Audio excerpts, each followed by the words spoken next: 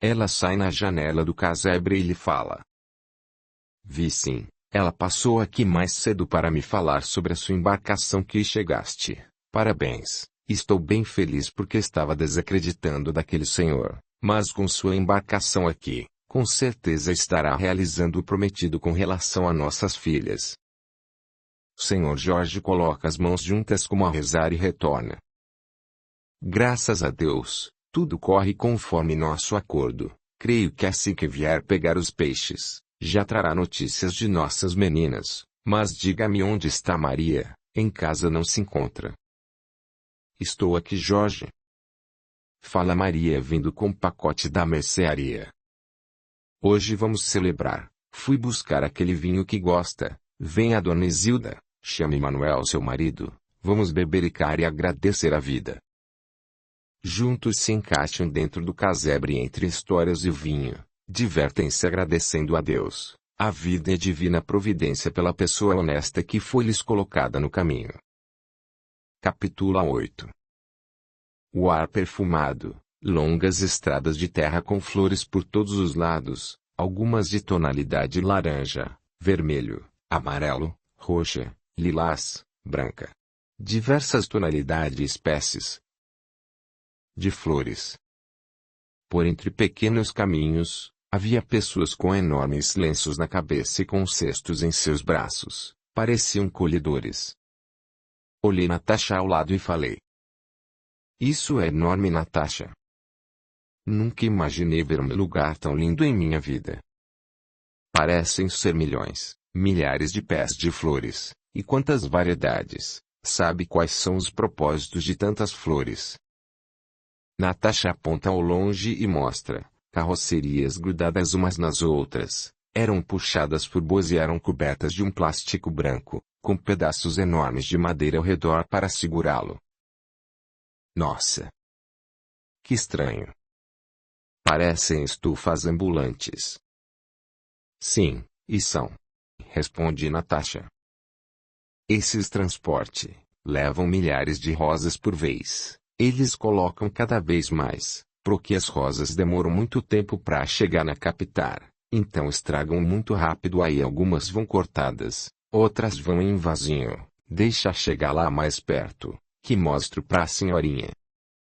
Vou ficando cada vez mais vislumbrada por tantas qualidades de flores e cores. Descemos num campo onde não havia flores, mas havia uma enorme estufa coberta por um enorme plástico transparente. Pode entrar, senhorinha, aqui só entram compradores, e pessoas autorizadas. Fala-me um rapaz branco que abria a porta de plástico para todos, percebi que olhara Natasha ao meu lado, e piscou para ela. Era realmente deslumbrante a visão das flores.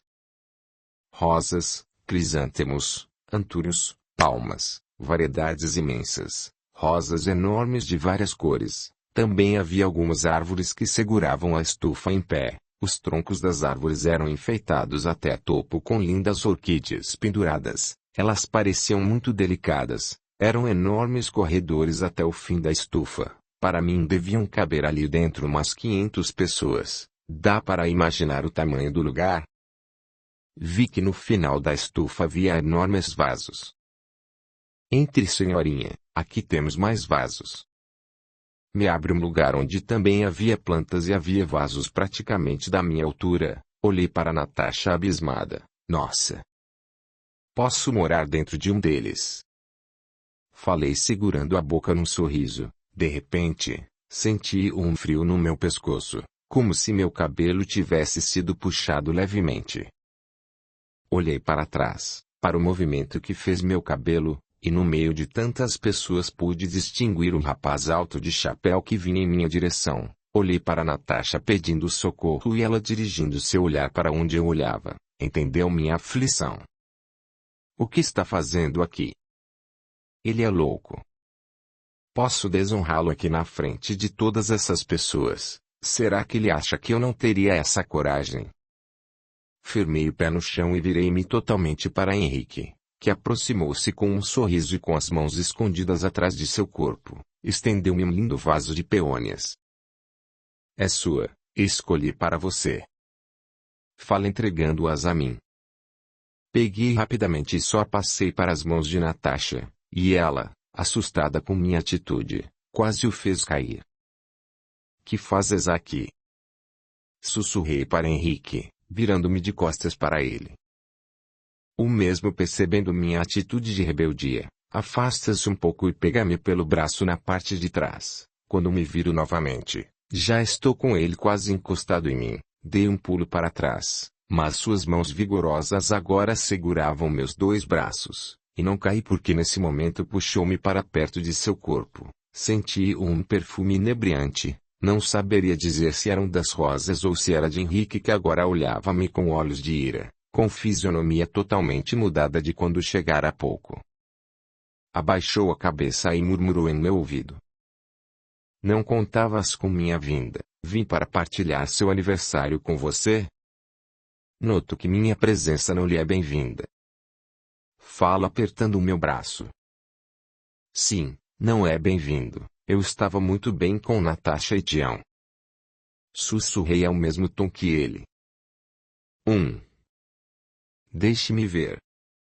Posso deixá-la então?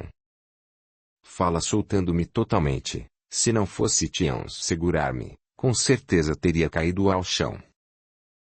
As pessoas começaram a perceber ligeiro alvoroço entre nós e Henrique afasta-se de mim e cochicha algo no ouvido de Natasha. Põe a mão na cabeça, tira o chapéu momentaneamente como a saudar-me, sai sorridente, dando o braço à primeira moça que vier ao seu encontro, a mesma sorridente e feliz por estar ao lado dele. Olhei para Natasha que, vendo minha feição, abaixa a cabeça sem querer esclarecer-me. Que te falou, Natasha? Nada, senhorinha, só disse para advertir a senhorinha o máximo que eu podia, porque logo partirá, e quer que a senhorinha tenha boa lembrança desse dia florido que ele te deu. Olhei para Natasha ressabiada, ainda desconfiada se realmente ele falara isso. Virei para olhar eles novamente, mas não os vi. Natasha percebeu que eu o procurava, mas nada disse. Discretamente pegou em meu braço e forçou-me a virar-me para continuarmos o passeio. Estava realmente encucada com aquela aparição, e não só a aparição como o sumiço, que fora tão rápido quanto viera. Tentei prestar atenção a tudo que Natasha me mostrava, mas na minha mente agora tentava entender a mensagem. Ele partiria. Eu estava de partida da fazenda. Era isso. O que será que ele tensionava? Realmente, ficava a imaginar se Henrique era um anjo ou demônio. Com esse pensamento formulando em minha mente, um enorme calafrio passou por minha alma. Pedi a blusa para Natasha e ela ficou me olhar, porque fazia imenso calor ali dentro. Procurei furtivamente Henrique por entre os presentes, mas fora em vão, pois nem sinal.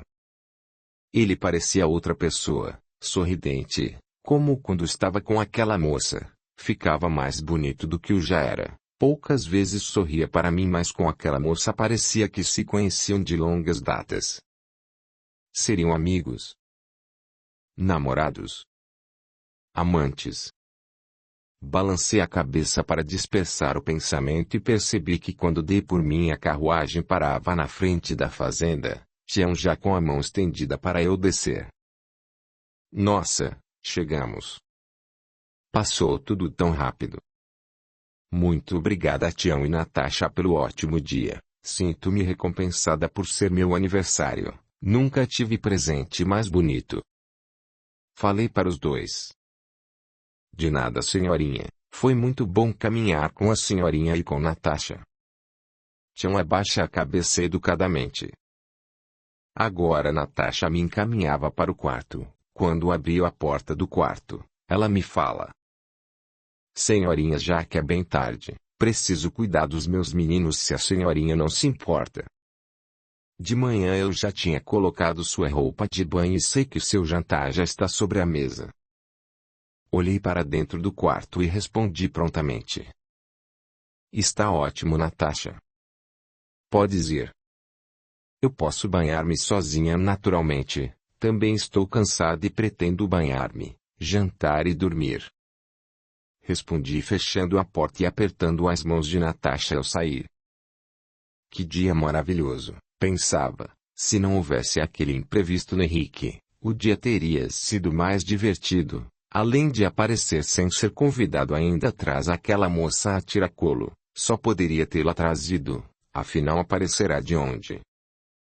Perto da mesa, uma pequena caixa, com dizeres de um bilhete de parabéns chamou a minha atenção e eu abri, incrédula que alguém lembrara do meu aniversário. Dentro havia um minúsculo bolo confeitado de chocolate com um enorme morango no centro. Procurei qualquer sinal de sua procedência, mas não encontrei.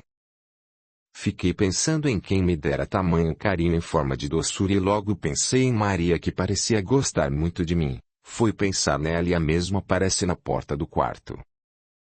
Oi Maria, falei abraçando-a. Obrigado pelo lindo bolo. Ara, não fui eu que te dei não senhorinha, foi o senhorzinho Henrique, não deixou papel aí falando não? Olhei para ela incrédula, voltei para procurar o papel e nada de papel algum. Não tem nada aqui. Mas tinha, trouxe o bolo e tinha um papel do lado. Mas não tem Maria. Ah, pode ser que ele tirou quando voltou com a moça, ele chegou primeiro que a senhorinha. Parei para pensar, no porquê tirar o papel do bolo. Senhorinha, também já vou me recolher, tô bem cansada hoje, fiz tudinho sozinha sem Natasha, e já estou mais veia né? Henrique está em casa. Queria agradecer o bolo. Abracei Maria com carinho e perguntei como quem não quer nada. Eita! Tá sim, mas tá acompanhado há longas horas com uma senhorita, não posso interromper não. Está bem, deixemos para amanhã, obrigada Maria e boa noite. De nada senhorinha, e feliz aniversário pra senhorinha, até amanhã. Fala batendo a porta atrás de si. Fui para o banheiro pensando em tudo o que acontecera naquele dia, completara 17 anos, e como as coisas estavam acontecendo em minha vida muito rapidamente, a situação de Henrique manter-me em cativeiro não me agradava, mas tinha feito um acordo com ele e pretendia cumpri-lo. Também não era sempre que ele estava presente, aparecia e sumia como hoje, em inexplicável aparição. Senti um aperto no peito enquanto comia o delicioso bolo e algumas lágrimas começaram a cair involuntariamente de meu rosto. Não sei se pela tristeza de estar sozinha naquele momento, se pela situação que passara durante o dia com Henrique, se por saudades de meus pais, de minhas irmãs. Fui ficando sonolenta e com um pedaço de bolo no prato sobre minha barriga, adormeci. Capítulo 9. Num quarto escuro, consegui visualizar a fisionomia que sonhava em minhas noites de longos pesadelos, acompanhada em suas costas por duas crianças que pareciam bem ser gêmeos. Esse homem fedia mais que tudo, agarrado à sua mãe tinha a cauda de um animal que agora já sem vida, fedia mais que ele próprio, velho na altura de uns 56 anos, rosto enrugado. As crianças agarravam-se às suas calças, ele movia-se para dentro do casebre sem enxergar-me, que de um lado escuro do casebre tentava me esconder pelos cantos daquele pequeno cômodo. Olhei mais ao longe e em uma mesa pequena vi uma senhora com casaco grosso. Ouvindo-o chegar, acendeu um pouco mais a lamparina acesa com gás de creolina. Ruidosamente o homem jogou o animal sem vida sobre a mesa e as crianças ainda teimosamente seguravam-lhe a barra da calça. Sentou-se na cadeira de madeira quebrada, e aos poucos fui visualizando aquele cômodo fétido. Pela porta vi entrar de repente uma moça magra, tão magra que suas vestes maltrapilhas e rasgadas mostravam seus ossos por baixo de panos velhos, o rosto sugado e fisionomia dura era o que se podia ver pela luz fraca da lamparina. Aproximou-se do homem na intenção de pegar a caça por sobre a mesa, e em um só golpe ele empurrou ao chão, onde foi bater na parede e pude ouvir pequeno grito de dor que saiu de sua boca. A mulher que estava sentada, agora passava a mão pelo corpo do animal sem vida e retruca ao homem. Este animal mal tem carne para todos nós. Continua a passar a mão pelo animal já sem vida, ao que mais parecia ser uma raposa. O homem fraco ao que parecia, levanta a mão e segura a mulher pelo rosto. Faça uma ensopada e dê aos dois pequenos, nós podemos esperar. Estou sem comer há dias, preciso comer, já estou desnorteada de tanta fome, papai. A moça ao canto tenta levantar-se e num sussurro replica: Não me chames de papai. Responde agressivamente o homem, que agora em pé dirige-se para perto da moça. Você foi minha derrota. Bem sabe o quanto relutei para não trazê-la para esta casa. Seu pai sabia que Sofia estava grávida de gêmeos, mas me fez pagar a dívida trazendo você para cá. De que me serve? Mal posso andar com você pelas choupanas. Você assusta todos com essa face cheia de cicatrizes. Eu não tenho culpa de ter nascido assim. A moça choramingava a colocar as mãos nos olhos. Vida desgraçada, já não basta essa fome infernal, ainda tenho que cobrir meu rosto por vergonha que sinto de minhas cicatrizes. O senhor sabe disso, papai. Já falei, não sou seu pai, e agora mais nervoso ainda o homem a levanta do chão com somente uma das mãos e a joga à parede de novo. Cala-te se não queres apanhar mais. As duas crianças, reparando o nervoso do pai, agora grudam na saia da mãe que com dificuldade vai até a pia e começa a tirar o pelo com água quente no animal sem vida. Sentem-se, saiam da barra da minha saia, essa água quente pode queimá-los. Saiam. Não escutam sua mãe. As crianças tinham, no máximo, 3 anos, seus rostos eram bem sugados e também bem magrinhos. Continuei ali no canto do cômodo escondida. Ninguém parecia me notar, mas também preferi ficar imóvel, afinal, poderia não ser bem-vinda ali. O homem soltou a moça e foi para um lado da casa que tinha uma cama de palha, bem perto de mim. Respirei fundo e prendi a respiração, pegou o pequeno pano do lado e tentando forçar a vista, passou a mão pelo pano gasto que havia no canto.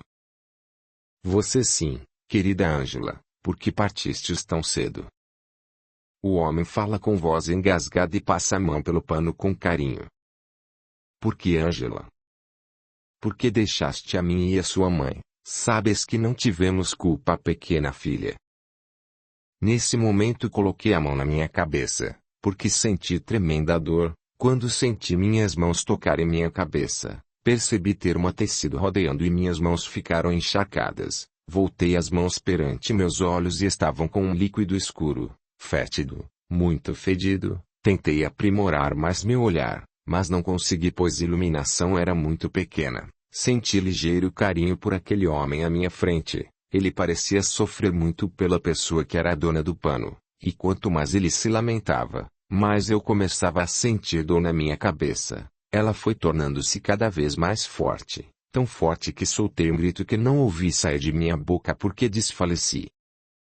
Quando acordei, não sei quanto tempo depois, a casa estava vazia, e pequeno facho de luz entrava pela janela aberta. A casa continuava fedida e eu não suportando mais o cheiro, levantei-me com dificuldade e fui olhar para fora. A luz do sol cegou meus olhos ligeiramente, mas a luz era por vezes escura e às vezes clara, não era exatamente como me lembrava.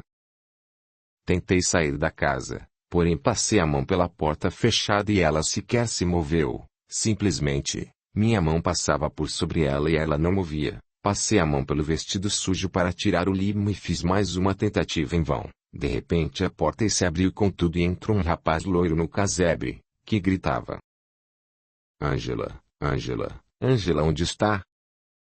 Percorreu o cômodo todo em segundos e quando olhou para cima, viu o pequeno pedaço de corda que estava ainda pendurado ao alto, o que em parte mostrava a situação do que ocorrera. Esse moço parecia-me muito conhecido, tão conhecido, que uma onda de calor cobriu meu corpo e não me importando que a porta tinha passado por sobre mim, andei até o rapaz que com as mãos nos olhos chorava copiosamente.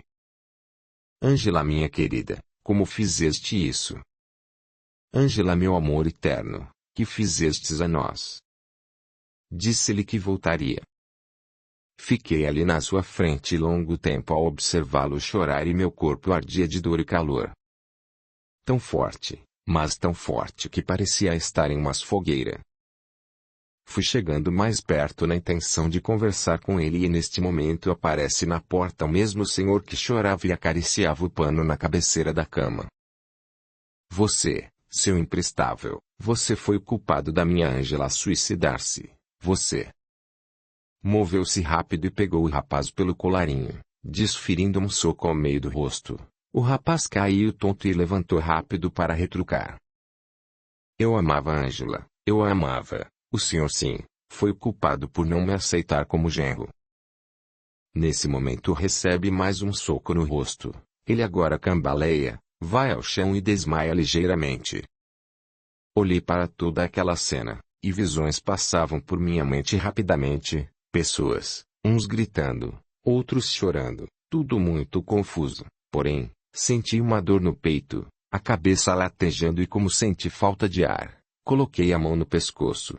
Quando senti que minha pele abrira-se no pescoço dando vazão para dois ossos que seguravam meu pescoço em pé, senti um calafrio por imaginar não ter pele no pescoço e coloquei mais uma vez a mão para certificar-me. Quando reparei que meu pescoço estava em carne e osso, desfaleci, meio que acordando meio que desfalecida, vi o rapaz chegar para perto de mim com enormes olhos azuis, e colocando a mão por meu cabelo, como que reconhecendo-me. Mais uma vez desfaleci, só ouvi o nome de Ângela sair de sua boca espantado, daí desfaleci novamente. Tempos e tempos se passaram, quando novamente dei por mim, estava num lugar escuro, com cheiro mais forte ainda. O cheiro agora se misturava ao óleo, enxofre, tudo o que sentia ainda eram as dores, na minha cabeça, no pescoço, todo o corpo doía, como se ele estivesse sendo triturado. Fiquei sentada encostada ao que mais parecia uma pedra. Tentei arrastar-me quando reparei que a pedra se movia às minhas costas. Não havia luz, só escuridão. Alguns pequenos pontos de fogo que iluminavam o local, abriam-se rapidamente ao meu redor e quando isso acontecia, conseguia aos poucos reparar o que me cercava. Vi o que pareciam ser várias bolas tortas ao chão. Muitas, muitas mesmo. Pensei talvez ser um campo de futebol onde jogaram as bolas que furavam, mas, onde seria este local? Só consegui observar alguma coisa quando esses pequenos fachos de fogo se abriam rapidamente, eram frações de segundos, eles iluminavam, depois desapareciam.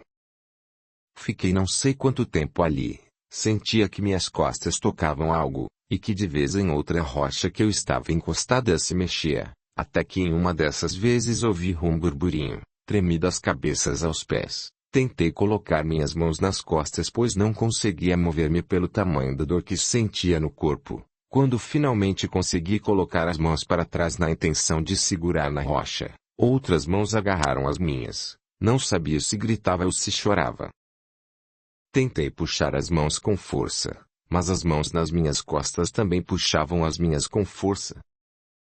De tanto tentar, acabei cansando e quem quer que fosse agora que as segurava não as soltava. Sentia-me grudada àquela rocha, que agora sabia ser uma pessoa como eu. Tentei falar, consegui e murmurei um oi sofrido que saiu por minha boca. Como não obtive resposta, continuei por vezes quando conseguia murmurar. Fiquei um tempo incontável desse jeito. O cheiro é o que mais me incomodava. Cada vez piorava mais. E luz. Não conseguia ver nenhuma. Com as mãos presas às costas e com a coluna presa à outra, senti-me cada vez mais fraca.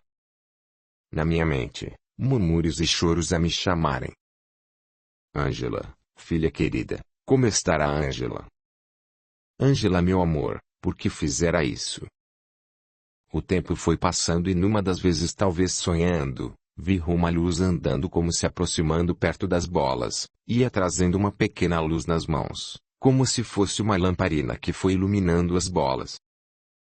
Vinha devagar de longe, devagar, bem devagarinho, cada vez que abri os olhos parecia mais próxima, minhas mãos agora estavam dormentes, já não as sentia, quem as segurava até agora decidiu não mais soltá-las, vez ou outra, alguns movimentos de sua cabeça chegavam até a minha. Era impossível mover-me e a pessoa parecia também não conseguir. Sentia algo em meu corpo, como se andassem sobre mim e pensei que estavam brincando comigo, talvez jogando confeitos. sobre mim como quando eu e meus irmãos brincávamos com terra. Era isso. Devia ser terra que estavam jogando sobre mim. Senti algumas terras finas, outras mais grossas e compridas, difíceis de decifrar o que eram. Quando foram ficando cada vez mais fortes, tinha a impressão que andavam.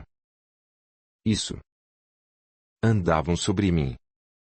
Pensei que ainda se eu me levantasse dali, bem pegaria o engraçadinho que estava se escorando em minha coluna, prendeu meus braços e ainda de alguma forma joga terras sobre mim. Terra, pedacinhos de lama, folhas secas. Não sabia em minha mente diagnosticar o que era aquilo, até que quando a luzinha foi chegando perto, mais perto, pude ver uma figura, como que vestindo um lençol levantou uma lamparina clareando as bolas à minha frente. Tentei fixar o olhar, pois a luz feria meus olhos desacostumados com a luz. Vi uma aparência de mulher com véu na cabeça e a luz na mão era tipo uma lamparina. Vi que olhou para mim mas virou-se rapidamente. Tentei falar um oi, mas a voz não saiu. E quando a luz da sua lamparina clareou um pouco meu corpo, pude ver que milhares de vermes passeavam por sobre mim. Gritei com toda a força no âmago de meu ser. Percebi nitidamente minha boca encher-se desse volume, que agora eu nauseava e vomitava uma versão de roxo com vermelho a cobrir minhas vestes, e no vômito eles voltavam a andar sobre mim de outra vez. Tamanho foi meu desespero sem poder mexer-me. Vi quando a luz iluminou uma bola em especial perto de minhas pernas. Ela abriu um olho, pois só tinha um. Era uma cabeça que achei ser uma bola, agora transfigurada com a luz que lhe passara no semblante e começou a jorrar líquido escurecido a cobrir-lhe todo o rosto. Tentei por diversas vezes fechar os olhos, para não ver mais tamanha cena grotesca, porém não sentia mais as pálpebras e continuava ali vendo o que não queria mais ver. Em minha grande aflição, só minha mente falava, nada mais se movia, só minha mente falava e pensava coisas que pareciam em vão. Nesse momento vendo e sentindo tanto sofrimento, acreditei ser uma alma esquecida por Deus. Audiolivro realizado pelo canal Surya Chand Audiobook. Entrei em estado de torpor e mesmo com olhos abertos, consegui arranjar uma forma de não enxergar mais nada e cada vez que o fogo aparecia eu falava comigo mesma, não estou vendo nada, não estou vendo nada, não estou vendo nada, e isso foi funcionando para isentar-me e um pouco do tamanho da crueldade que ocorria ao meu redor. Pareciam dias, meses e anos incontáveis que passei ali, vi a luz vir e ir, e por vezes recolhi uma bola. Cabeça no chão. Ela saía do chão com pequenas raízes como se fosse um legume a sair do chão depois de um plantio, levavam-nas por entre os braços e sumiam na escuridão. Não era sempre que vinha a luz, mas sempre ficava a prestar atenção se chegavam perto de mim. Uma vez, muito tempo depois, vi 3 luzes na escuridão de onde eu estava. Elas saíam procurando por todos os lados, não sei, pareciam levitar, pois passavam com os pés levemente por sobre as cabeças de bolas, se podia assim dizer. Desta vez, levaram somente uma bola, mas quando puxaram-na do chão, saíram junto desta, 3 outras que estavam grudadas em suas raízes, bem menores que a primeira, mas deu para ver quase nitidamente, que tinham mais 3 bolinhas que foram juntas e grudadas, as 3 luzinhas as levaram. Fiquei ali a meditar sobre a vida. Do porquê me encontrar ali, não lembrava de ter sido uma filha nem para mamãe nem para papai. Papai era a pessoa mais linda e generosa no mundo para mim, me tratava como uma princesa mesmo sem termos praticamente nada, mas sempre que podia, qualquer coisa que ganhasse chegava em casa e dizia: Sofia, aqui é um presente para Ângela, nossa linda filha. Mamãe olhava para mim com olhos estranhos, indecifráveis deveria dizer. Mamãe era também de poucas palavras. Durante todos os meus 15 anos, poucas vezes vi mamãe falar muito. Só me lembrava que papai um dia chegara em casa com pedaços de pão na sacola e quando foi abrindo, tirou de dentro um lindo broche que deu a mim. Olha Sofia, esse broche dará a Ângela dote qualidade de vida. Com esse broche ela poderá casar-se bem e poderá nos ajudar. Lembro que mamãe olhou para mim e disse: Uma criança não sabe o que fazer com isso, tire dela José. Agarrei-me ao broche com força e falei olhando para mamãe. Estás com ciúmes porque é meu, não seu. Papai me deu. E não vou entregar à senhora. Lembro-me que no dia seguinte, enquanto dormia, mamãe levantou-se e foi procurando por todo o casebre meu broche. Fingi que dormia e visualizei ela procurando. Logo eu, tão esperta que já escolhera até marido, nosso vizinho de casa, lindo, maravilhoso. Nós trocávamos olhares e sempre que podíamos, dávamos as mãos como se tivéssemos compromisso, e corríamos longe, longe, para ninguém nos ver. A essa altura os gêmeos deveriam estar com 2 anos e minha mãe sempre me chamava para cuidar deles. Cuide de seus irmãos, Ângela. Eu não. A senhora que os teve que os criei. Lembro que mamãe levantou a mão para bater-me. Sua ingrata. Deixa que falarei para seu pai desse seu namorico. Deixa que vai ver se vai ficar com esse rapazinho. Olhei para minha mãe e ajoelhei-me aos seus pés desesperadamente agarrando sua saia. Não, mamãe. Por favor, cuido deles sempre. Não fales ao papai, ele vai odiar-me também ao Fábio. Nesse momento entra o senhor José no casebre. Falar-me o que Maria. Mamãe olha para mim com uma fisionomia sagaz. Essa sua moleca protegida, está tendo caso com o vizinho. Aquele, loirinho. Vi meu pai chegando perto de mim e todo o carinho de outrora transforma-se numa raiva sem tamanho. Pega-me pelo cabelo e arrasta-me para o casebre fora e grita para todos. Essa menina aqui, minha filha, não é um regalo para nenhum vizinho. Estão todos me ouvindo. O danado do rapaz que tentar chegar perto dela, matarei. Estou avisando. Nesse momento várias pessoas saem dos casebres e olham meu pai segurando-me pelo cabelo. Estou avisando porque depois não me venham reclamar que ficaram sem filho. Essa aqui. Aponta para mim ainda segurando o meu cabelo. Não é de regalo de nenhum de vossos filhos, que assim fiquemos bem entendidos. Levou-me para dentro, sei que chorei, implorei, Fábio veio até a sua porta. Meu pai percebeu e correu pegar a peixeira, deixava ela bem pendurada no batente da porta de entrada. Ainda colocou a cabeça para fora e gritou em altos brados. Aqui está o presente para garotos desavisados. Eu jejuei, fiquei sem falar com ninguém, pois aquele amor me ardia no peito. Papai não me deixou mais sair, também não pude mais vê-lo, somente em companhia dos gêmeos e só podia ficar ali pelo terreiro. Ali onde todos moravam ao redor, deviam ser em média 8 casinhas pequenas, e a principal fonte de sustento de todos eram os reciclados, caça, e um pouco de plantação que todos faziam nos pequenos terrenos ao redor.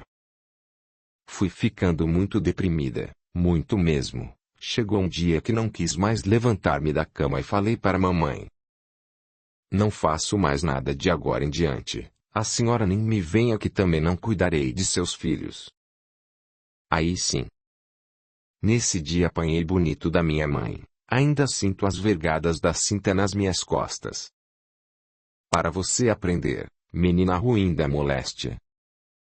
Dizia e repetia para mim. Chorei tanto, tanto, desiludida, pelo rumo que tomara a vida e quando mamãe saiu, fiquei pensando, de que valeria viver, de que valeria viver?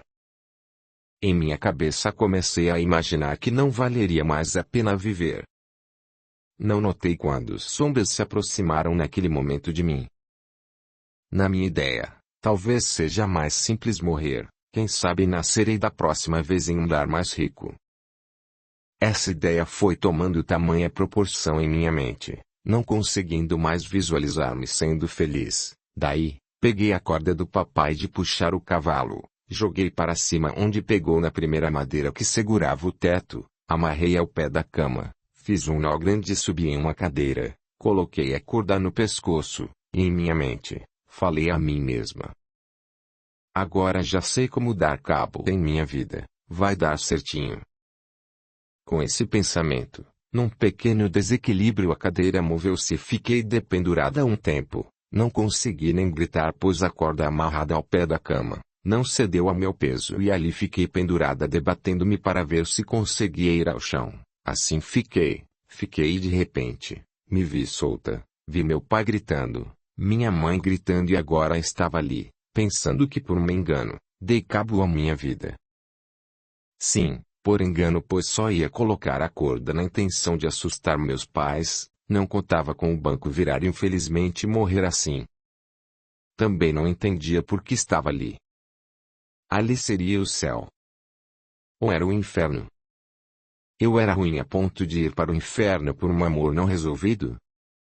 Eu sabia que eu mesma tinha feito aquilo a mim. Mas será que eu realmente merecia estar ali? Pensei que de tempos em tempos parecia desfalecer e depois acordar. Me incomodavam os vermes por sobre meu corpo. Doía cada novo buraco que faziam em minha carne. Doía. Pareciam enormes agulhas perfurando minha pele. Capítulo 10. Matilda, venha para dentro. Os senhores já estão a chegar. Olhe se você não suja esse vestido, porque é o que mais lhe caiu bem. Olhei para mim naquele momento e pude ver a saia rodada com várias rosas pequenas penduradas. Eram maravilhosas rosinhas que davam caimento na enorme saia. Em cima um corpete apertado, que me fazia perder o ar quando Laura me pedia para sentar em frente à penteadeira. Senta aqui, falava ela. Depois de arrumar esses seus longos cabelos, colocaremos o vestido escolhido. Esse você usará de dia e quando for de noite usará este outro. Parecia tanto tempo ter se passado e eu agora me relembrava dos últimos momentos que passei na fazenda de Henrique e o Sr. Garcia. Lembro-me que um dia após meu aniversário, Natasha entrou no quarto chorando. Senhorinha, vá embora. Chorava copiosamente grudada a mim. Afastei ela um momento e limpando suas lágrimas, surpresa pelo que dissera, perguntei. Como vou embora? Para onde vou, Natasha? Você sabe? Ela balançou a cabeça negativamente e continuou a abraçar-me.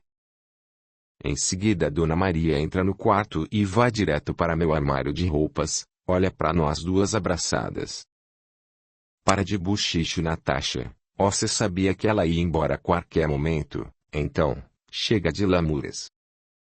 Abre o armário e coloca minhas roupas dentro de uma pequena mala. Desvencilhei-me de Natasha e fui para perto de Dona Maria, que imediatamente virou-se para o armário para não ver que pequenas lágrimas saíam de seus olhos. Olhou para mim e falou. Não tô triste não, senhorinha. Tava cortando cebola na cozinha e Tião pediu para arrumar suas coisas a pedido do Sr. Garcia e tô aqui. Ele falou que a senhora agora vai para um lugar bem melhor. Como, Maria? Para onde irei? E Henrique onde está?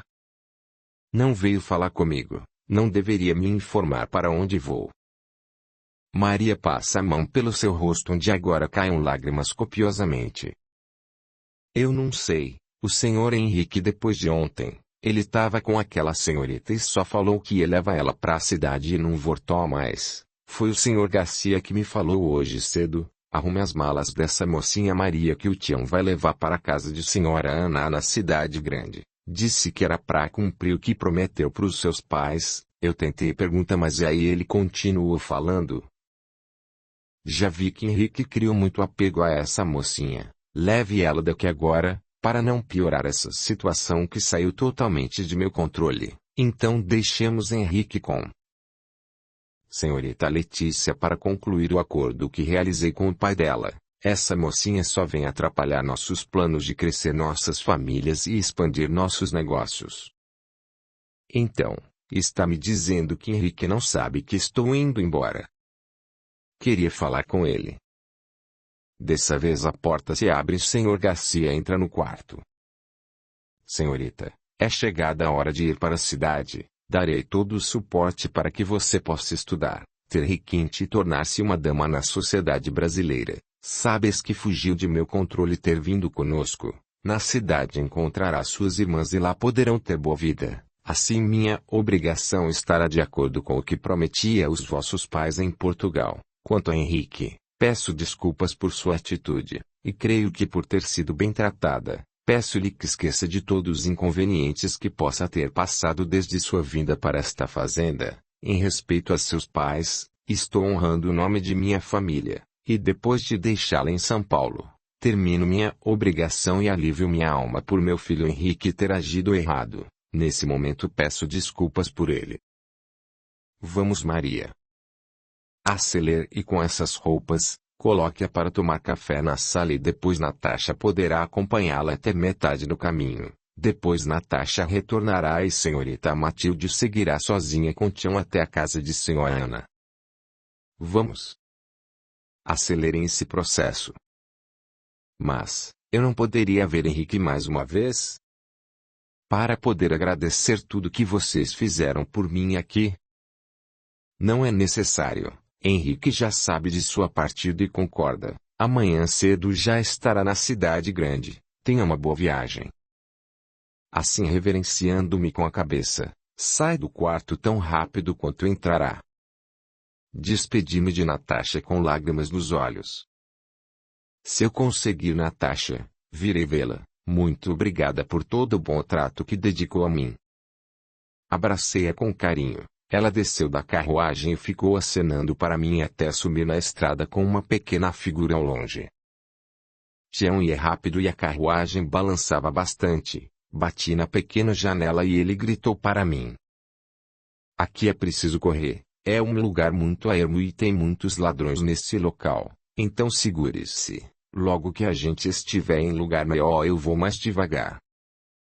Dos dois lados eram somente terra e um pouco de plantação rasteira. De repente, a carruagem começou a andar macio, bem macio. Coloquei a cabeça para fora e o chão eram de pequenos pedregulhos revestidos de um produto preto, igual ao bloco de pedra que tínhamos em Portugal. A paisagem foi dando lugar a pequenas casas que rodeavam a estrada e pude ver mais ao longe pequenas edificações, como se fosse duas, três casas uma em cima da outra. Não me recordo de ter esse tipo de construção em Portugal.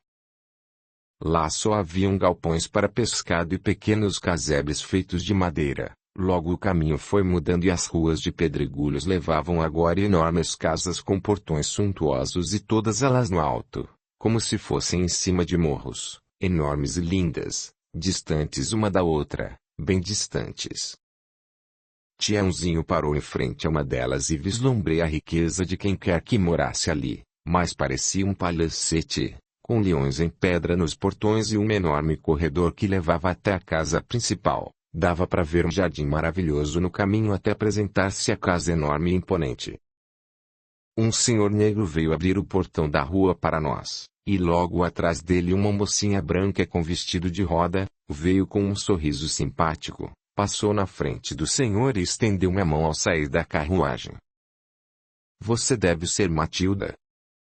Eu sou Laura, trabalho aqui na mansão e senhora Ana pediu para recepcioná-la. Obrigada. Segurei sua mão, pelo carinho demonstrado, dei pequeno sorriso. Tiãozinho não falou nenhuma palavra, ficou do nosso lado e abaixou a cabeça, subiu na carruagem e foi saindo. Sem nem sequer dizer um adeus. Fiquei olhando a carruagem se afastando e levantei a mão num aceno. Ele olhou para trás e novamente encurtou seu corpo como se me reverenciasse tristemente. A moça foi levando-me pelo caminho que levava à enorme porta da frente. Enquanto falava e falava, aquilo foi me deixando tonta de tanta informação. Aqui somos todas muito bem tratadas. Senhora Ana é uma verdadeira dama. E ela trata uma de cada vez e as trata muito bem. Escolhe as roupas, faz vistoria em nossos dentes todos os meses, coloca aulas de línguas, pede para Dona Florinda que é professora de etiqueta, ensinar a todas vocês, porque eu sou somente uma empregada. Também, não sou bela como você. Já deve ter percebido isso. Tinha um rosto jovial cheio de sardas, olhos bem verdes. E um rosto redondo de bolachinha. Era comprida, mas já apresentava uma pequena barriga por baixo do vestido apertado. Ela percebeu que eu olhava para sua aparência e foi logo dizendo passando a mão pela barriga. Pois é. Já percebeu, né? aqui dentro está meu bebezinho. Ouvi e não pude deixar de pôr a mão na boca espantada. Não se espante não, eu fiz besteira, fui me apegar ao filho de senhora Ana, aquele doidivanas e deu nisso. Achei que estava apaixonado por mim e que nada, agora ele foi embora e se não fosse senhora Ana pegar-me para trabalhar, com certeza passaria fome, porque meus pais não querem me ver mais, e assim a gente continua a vida né, vivendo conforme Deus nos permite. Um senhor bastante distinto que apresentou-se como Roberto abre a grande porta e Laura me leva para dentro da enorme sala. Ao meu ver, nunca tinha visto algo tão bonito. Uma enorme árvore no meio da sala com várias plantas penduradas em seu tronco mostram a delicadeza de quem tiver arquitetado aquela mansão. Escadarias que levavam ao segundo piso, onde podia-se ver diversos cômodos na parte de cima. Vendo onde ia meu olhar, ela continuou falando. Vou te mostrar toda a casa. Aqui é a sala principal. Lá em cima ficam hospedadas as senhoritas que são trazidas para cá como você. Todas têm seu dormitório e todas seguem as regras da casa. Temos no momento 13 senhoritas hospedadas aqui. Ouves o barulho? Sim, ouço. Um som de música vindo de longe. Pois elas estão na aula de canto que é lá fora. Existe outra casa que é separada desta. Lá algumas fazem canto, outras aprendem línguas. Cada uma faz o que a dona Ana achar mais conveniente, porque afinal, vocês serão apresentadas à burguesia e precisam se preparar bastante. Foi me levando para cima e abriu uma enorme porta. Dentro tudo era branco e havia 4 camas, uma em cada lado do quarto. Pareciam camas de casal. Em cima de cada cama havia um enorme mosquiteiro, que descia como um grande véu. Olhei para Laura e ela não dava chance para perguntas. Esse quarto você dividirá com outras moças se for necessário, mas por enquanto ficará sozinha. Suas malas já estão aqui, você poderá colocá-las no armário. Logo que eu puder venho chamá-la para o almoço. Você tomou o café da manhã? Porque já são 10 horas. Não tomei nada, mas não estou com fome. Que horas servem o almoço? 12 horas impreterivelmente, mas eu esqueci. Você ainda não se juntará às outras. Antes de qualquer coisa vai ficar aqui no quarto, até passar pela entrevista com senhora Ana. Depois, só depois dela verificar como você está, como se comporta, ela colocará você com as outras que aqui estão. Então de momento, ali está o banheiro para refrescar-se antes do almoço. Descanse. Seu almoço será servido aqui no quarto tão logo chegue perto das 12 horas. Se precisar de alguma coisa, existe uma sineta ao pé de sua cama. Basta tocar que eu ou a outra moça chamada Rosália virá atendê-la. Não abuse da sineta. Senhora Ana não gosta. Só toque quando for urgente. Tudo bem? Ah, já estava me esquecendo. Você veio da fazenda do Sr. Garcia? Sim, vim.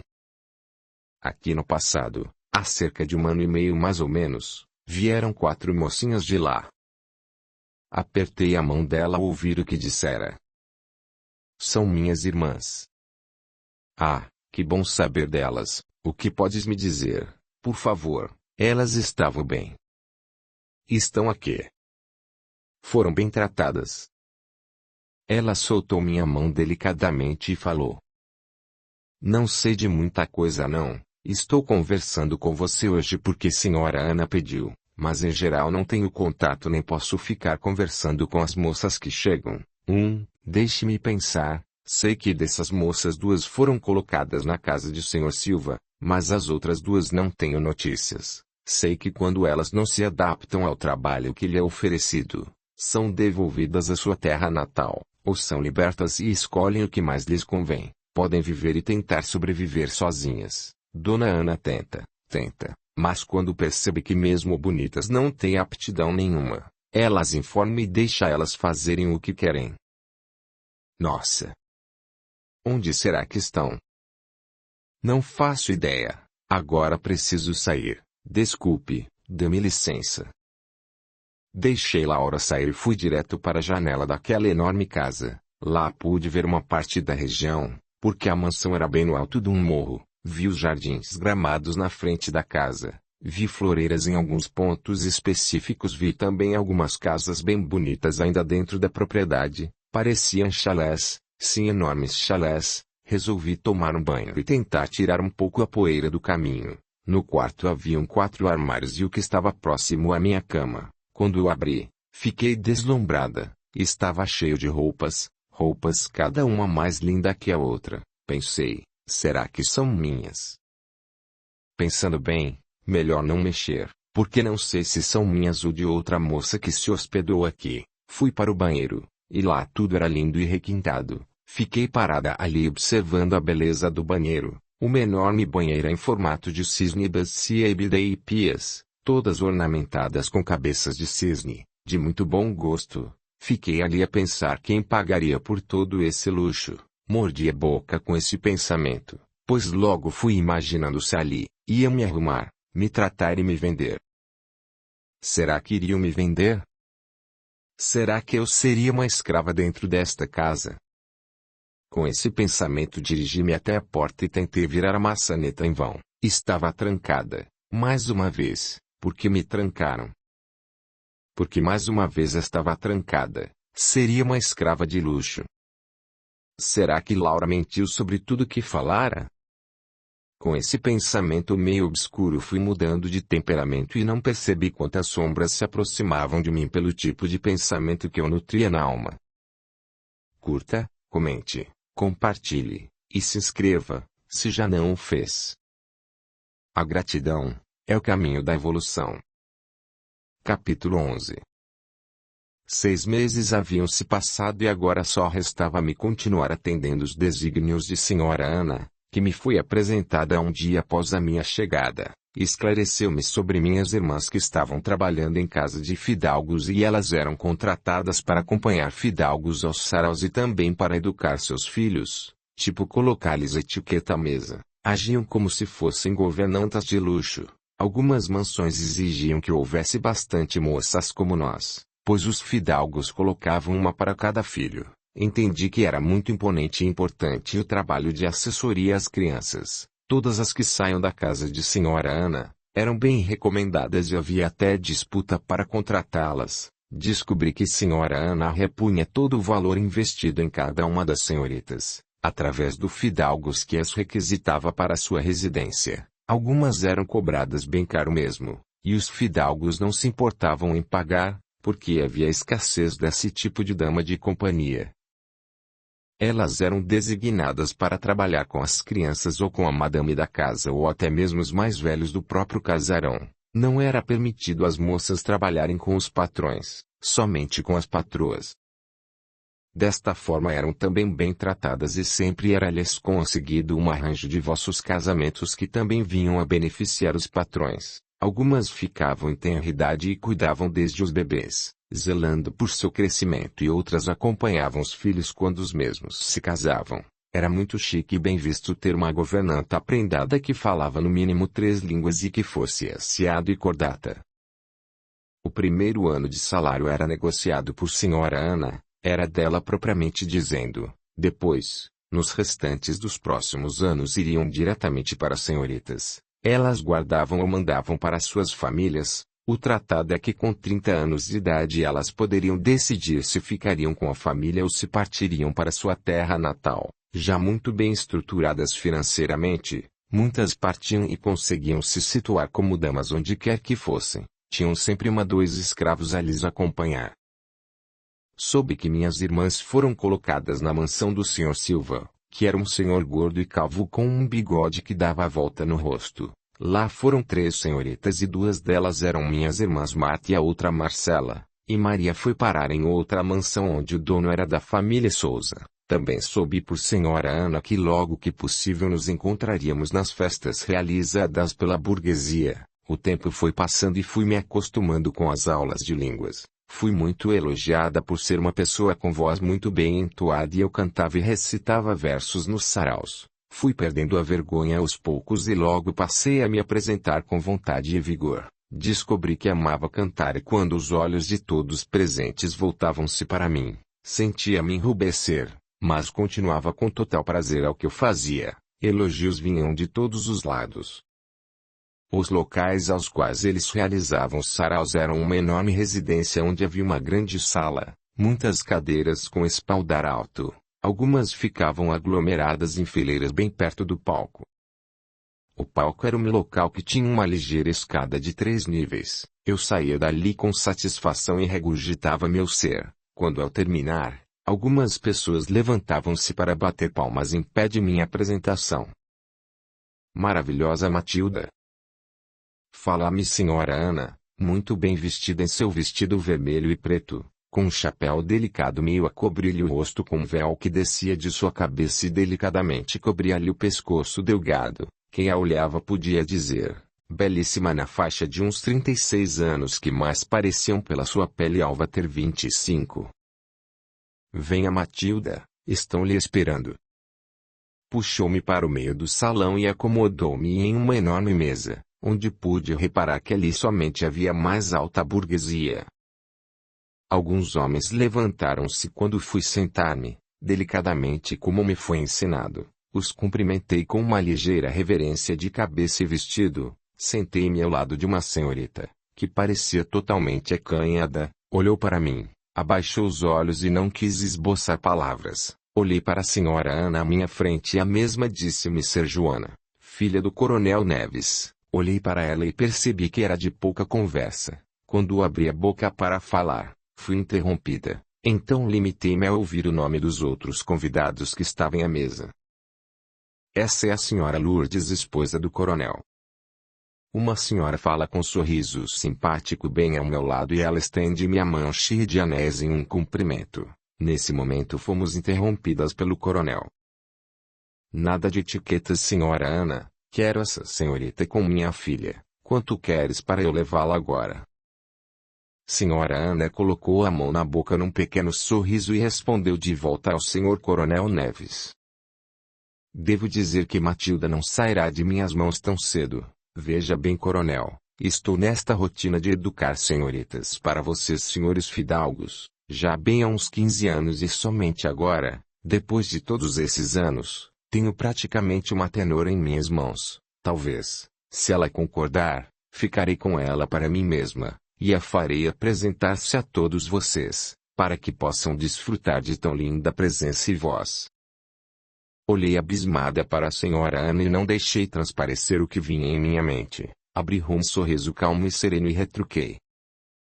Agradeço a proposta do senhor coronel, mas como bem sabem, sou muito grata à senhora Ana pelo bom trato que recebi e de todas as aulas que me deu. De momento concordo plenamente com ela. Sabia que estava preparando algo com esta senhorita, mas deixe estar, ainda não me darei por vencido. Senhor Neves bate na mesa com um murro e solta uma risada estridente. Senhora Ana continuou a apresentação, e o filho do coronel, um rapaz também tão tímido quanto a irmã, me olhava disfarçadamente, mas furtivamente pude reparar num sorriso escondido por seus lábios semicerrados. Prazer, senhorita, sou Virgínio a seu dispor. Disse-me levantando-se e sentando-se novamente. Não podia se dizer bonito, talvez simpático. Depois foi a vez da outra filha que talvez tivesse 18 anos como eu. E esta é a Sabrina Matilda. Ela continuou comendo e levantou o garfo como a saudar-me. O salão era deslumbrante. Mais afastado do palco havia uma enorme pista onde agora a orquestra fazia casais levantarem-se no entoar da música, bailavam lenta e graciosamente pelo salão. Olhei aquilo tudo deslumbrada. Já não era minha primeira apresentação, mas com certeza aquele era o mais belo salão e também o mais suntuoso. Fui olhando os pares dispersarem-se pelo salão e de repente o filho do coronel levantou-se cavalheiramente e dirigiu-se a mim, estendeu-me a mão e pediu-me uma dança. Olhei para a senhora Ana para socorrer-me, mas ela acenou um sim com a cabeça.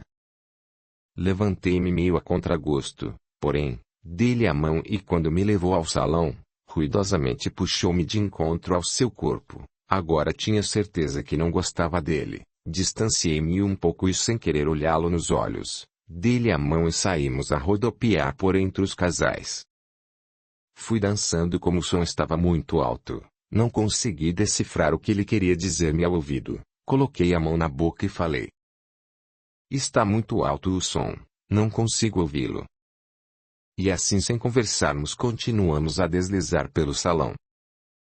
Uma coisa tive que admitir. Ele dançava divinamente bem. Percebi que todos os casais dançavam bem próximos. E talvez pela beleza da festa ou pelo cheiro de seu perfume inebriante, fui deixando-me levar. Aos poucos fui reparando em outros casais onde as mulheres estavam belíssimas, e por um instante fiquei petrificada. Vi aqueles olhos azuis fixos em mim, que vinham em minha direção. O rapaz parou um momento, olhou para mim e disse: Estás passando mal? Podemos parar se quiseres. Não, não. Não é nada. De repente, com um toque no ombro, Virgílio olhou para Henrique ao ouvir no ouvido algo que eu não sabia dizer o que. Se afasta aí. Deixa-me com Henrique que me toma em seus braços e começa a rodopiar-me lentamente pelo salão. Senti-me como se faltasse o piso sob meus pés. Era tamanha a emoção que escondi meu rosto em seu ombro, para que ele não visse minha reação. Como estás, bela Matilda? Achou que eu não a encontraria. Vejo que a cidade lhe fez muito bem. Afastou-se um pouco para mirar meu vestido de cetim cinza com pequenas flores rosas. Estás belíssima, se assim posso dizer. Respirei fundo e de rosto amarrado lhe falei. Você me abandonou, nem ao menos foi falar comigo quando sai da fazenda. Disfarcei pequenas lágrimas que teimavam a cair. Justamente nesse momento a valsa parei desvencilhando-me dele. Fui sentar-me rapidamente perto de Sra. Ana. Preciso ir ao toalete. Pode ir, querida, é bem à sua esquerda. Rapidamente, escondi-me dentro do toalete onde havia várias senhoritas tagarelando e a olharem para mim com desdém. Entrei dentro de um dos enormes banheiros e sentei-me fechando a porta para poder me restabelecer. Nesse momento ouvi as moças retrucando do lado de fora. Alguém viu quem está aí hoje? Quem? Henrique, filho do senhor Garcia. Nossa! Juras que está mesmo? Não ouvi ainda. Não ouviu porque está com Letícia sempre grudada a ele. Mas o que são um para outro, alguém sabe dizer. Se não está casado, acho que ainda poderemos disputá-lo. Que acham, meninas? Dito isto, dão altas gargalhadas. Bem sei que a última notícia que tive é que noivara com Letícia, creio que mês passado, porém não sei ser verdade, também não a vi no salão até há pouco. Coloquei as mãos nos olhos, sem conseguir interpretar aquele sentimento que fazia meu rosto ferver, e minhas pernas tornarem-se bambas. Tentei me reestruturar e saí do banheiro. Passei um lenço úmido pelo rosto e sorri para as moças que fixavam seu olhar em mim. Cantas muito bem, senhorita. Estás de parabéns. Falou-me uma delas. Muito obrigada. Fui saindo para que Sra. Ana não sentisse minha falta, e enquanto saia, pude ouvir o resto da conversa. Tão bonita e tão pobre. E todas caíram na gargalhada. Senti-me um pouco sufocada pelo rumo que a conversa tomara. Sentei-me novamente à mesa e tentei petiscar e bebericar enquanto todos estavam entretidos com as novas apresentações que vinham do palco. Com um ligeiro toque de piano, uma canção um tanto já conhecida, fez-me retroagir ao passado e lembrei-me que na fazenda presa em meu quarto, algumas noites ouvia o mesmo refrão e ficava a sonhar até dormir com o embalar de tão linda canção. Olhei para cima do tablado. Me surpreendi ao ver Henrique sentado no piano a tocar, ao seu lado sentada, a mesma senhorita que o chamara dentro da estufa de flores, senhorita Letícia. Será que estão juntos ainda? Será que realmente esta senhorita é noiva de Henrique? Balancei a cabeça para os lados como a querer dissipar esses pensamentos, quando Sra. Ana chegou ao meu lado. Já se faz tarde a hora, querida. Vamos sair sem que ninguém nos perceba. Aceitei de bom grado aquela proposta, pois tinha que colocar meus pensamentos em ordem. A senhora conhece Henrique, filho do Sr. Garcia? Já na carruagem, atrevo-me a perguntar à dona Ana. Ela parou de crochetar dentro da carruagem, e olhou-me bem nos olhos ao responder-me.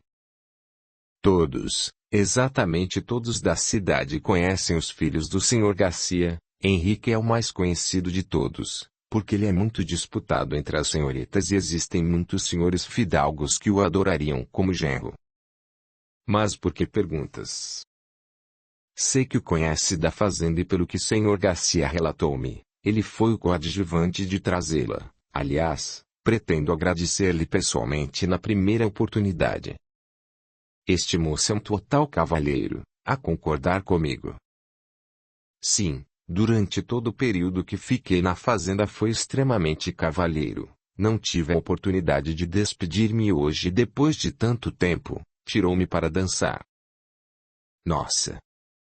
Como fizeste isso?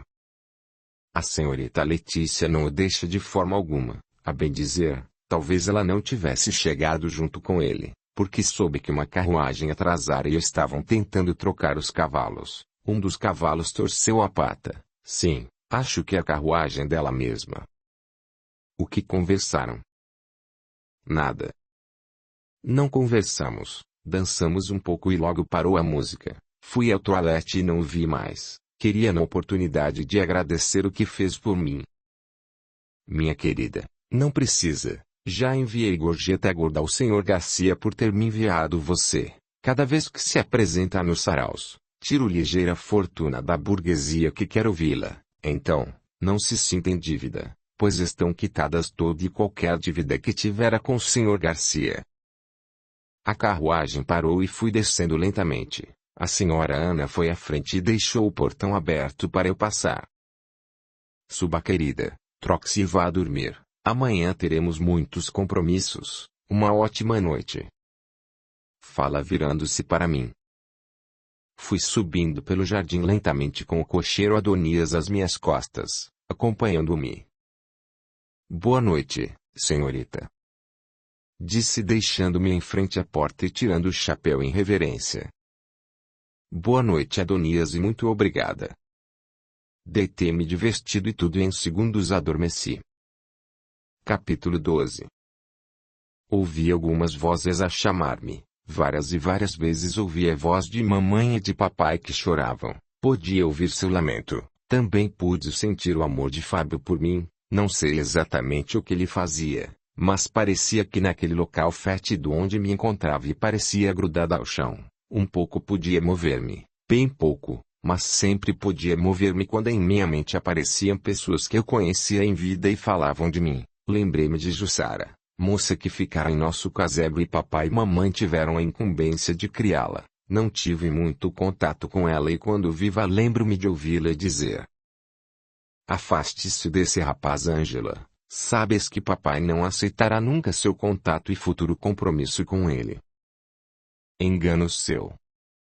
Eu retrucava: ele está estudando na cidade e voltará com um pequeno dote. Meu pai vai aceitá-lo de uma forma ou de outra.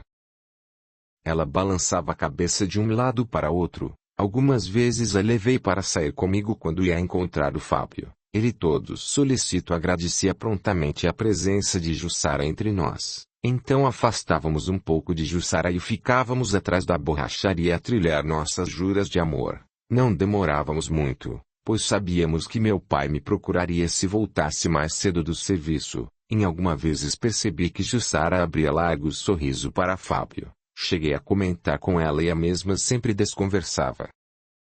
És muito cordata com Fábio. O tens como um bom rapaz, não? Claro que sim, mas já avisei que não dará certo esse seu romance escondido. Neste mesmo dia lembro-me que chegamos em casa de mãos dadas e deixamos Fábio no meio do caminho. Enquanto andávamos abraçadas, meu pai saiu de dentro da casa e falou bravo: onde vocês duas foram? Deixaram Sofia sozinha para cuidar das crianças. Olhamos uma para a outra e, como já havíamos combinado, respondemos juntas: fomos ver o preço dos produtos que o Sr. Marinho está fazendo para vender. Aquele produtos de borracha reciclados. parecem ter boa saída e ele deixa nos vender para depois nos cobrar e receber. Vocês duas acham que tenho tempo? Ainda depois de recolher o reciclado ainda sair a vender artesanato de pneu pelas ruas. Pudera. Que ideia mais inútil. Vamos, Ângela, vá buscar água no poço. Precisam lavar os gêmeos, pois hoje temos feijão e arroz e dividiremos 3 ovos que Dona Celestina me deu. Sai feliz com o balde para pegar água e debrucei-me no poço. O poço estava bem cheio, então pude ver meu semblante, rosto afinado, cabelos longos e morenos, nariz arrebitado. Sim, podia me dizer bonita, as pessoas sempre me admiravam, então eu era bonita. O senhor sabe que o respeito demais e agradeço tudo o que tem feito por mim, disse Jussara enquanto Ângela ia buscar água. Sim, agora já está feito, mas não sou seu pai, chame-me de tio. Mas estás na figura de meu pai, então pela educação que minha mãe me deu, o senhor é meu pai e Dona Sofia minha mãe. Senhor José passou a mão pelo cabelo nervoso, virou-se para Jussara e retrucou bem perto de seu rosto. Escuta, vou perguntar-lhe se mentires a colocarei no olho da rua. Ouvi um bochicho que Ângela está de namorico com aquele rapaz que se chama Fábio, isso é verdade? Jussara corou na hora e ficou sem ter resposta, pois não queria trair a meia-irmã, mas em sua mente, se traísse Ângela, talvez Fábio se apaixonaria por ela, não seria de todo mal. O que o senhor fará com Ângela se eu lhe disser a verdade? Não farei nada, só impedirei. O senhor promete? Nesse momento Ângela entra na casa e com o balde de água nas mãos surpreende aos dois falando dela. Então é verdade que estás de namorico com esse rapaz chamado Fábio? Não, papai, de onde tiraste essa ideia? Jussara me disse. Sou imbecil, pensei ser minha amiga. Você é uma cobra que papai e mamãe recolheram para dentro de nosso lar. Senti a amargura deixar minha mente insana e comecei a gritar com Jussara. Voei em seus cabelos e mamãe e papai vieram apartar nossa briga. Jussara foi para o canto com um sorriso furtivo. Valeu a dor, afinal sobrará Fábio para mim, pensava furtivamente em seus sonhos sombrios. Aos poucos fui me recordando de todas as pessoas que passaram pela minha vida, fui entendendo que ali onde estava precisava de muita esperança para sair, pois o tempo era incontável naquela escuridão e as luzes continuavam vindo e indo. Quando eu achava que chegava perto de mim, logo se viraram e iam embora. Esse tempo incomensurável, foi de muita dor e sofrimento, meu corpo agora era inerte, não sentia mais a rocha nas minhas costas. Minhas pernas esticadas tornaram-se como se fossem somente nervos que pareciam raízes, pois elas se misturavam com o lodo e lama do chão. Lembro-me que determinada vez, fez-se um grande barulho, vi nitidamente pessoas com capas, vultos de capa vermelha e preta, pude ver que seus rostos eram surrados, muito sugados, poder-se-iam talvez compará-los a caveiras, eles iam e vinham, abaixavam-se. Pegava uma ou outra bola nas mãos, depois as soltava. Um deles chegou bem perto de mim, abaixou-se e ficou mirando a minha face. Quando abaixou-se um pouco mais, fechei os olhos em minha mente por achar que me machucaria. Falou palavras de tonalidade erudita, um dialeto que eu não compreendi. Não sabia se deveria ficar triste ou feliz com sua presença, mas ouvi verdadeiros gritos de flagelos cada vez que jogavam as bolas ao chão. O homem entonou um longo assovio, que se assemelhava ao som de cornetas. Rapidamente veio um grande animal, uma enorme pantera negra apareceu do seu lado. Ela passava a cabeça pela capa do homem e ele lhe fez carinho. Tinha dentes enormes e rugia ruidosamente. Só parava quando o homem levantava a mão. Quando abri os olhos novamente achei que tinham sumido, mas ouvi o rugido do animal nas minhas costas, e aí fiquei mais apreensiva ainda. Pensei que aquele animal enorme ia comer-me, mas a rocha das minhas costas foi puxada e fiquei sem nenhum apoio. Caí com o corpo totalmente dentro da lama. A mesma cobriu meu ouvido, meus olhos e o que já era ruim, passou a ser pior, pois agora minha boca e nariz estavam dentro da lama. Imaginei não poder mais respirar, então soltei pequenos urros de boca fechada, tentando segurar o ar o máximo possível para a lama não entrar em minha boca. Fiquei assim, ora em pânico, ora em transe. Ora eu acordava, ora dormia e todas as vezes imaginando-me sem ar, ficava cada vez mais louca, até que depois de longo tempo, verifiquei não necessitar mais de ar, abri os olhos e a lama entrava em meus olhos, pequenas partículas não sei do que, andavam por entre eles. Em minha boca e nariz também, o ar parecia-me não necessário mais. Ouvi uma nova corneta, bem ao longe. Não sei dizer se fiquei assim olhando nada, um dia, um mês, um ano, só minha mente parecia viva e vivia todas as histórias de meu passado, não sei se fruto de minha imaginação, mas ouvia lamentos e histórias ao meu lado. Comecei a compreender que havia muitas mais pessoas ali comigo e conseguíamos depois de um período conversar com nossas mentes. Foi um desses momentos que ouvimos grande barulho de trombeta e fui puxada pelo cabelo. Percebi que minhas pernas e todos os membros de meu corpo não existiam mais, tinham encolhido e virei exatamente aquela bola de futebol que visualizara perante mim tantas vezes. Me colocaram ao lado de outras bolas, eu podia sentir minhas pernas, meus braços e todo o meu corpo, mas ao olhar sabia que não existia mais, só pequenos fios que ligavam meu pescoço a pequeninos membros grudados à bola, ou seja, a mim e minha cabeça. Pode casar-se Jussara. Agora passados tantos anos, Fábio se tornou um rapaz bastante responsável e hoje entendo que ele não teve culpa do suicídio de minha amada Ângela. Dou a vocês o meu voto para grande felicidade. Falava a Senhor José à frente de nossa casa que agora estava melhorada, pintada sem ter mais tijolos à mostra. Que bom, papai, que bom que aceitas nosso noivado, sou muito feliz ao lado de Fábio. Dizendo isso, agarrou seu braço do futuro noivo.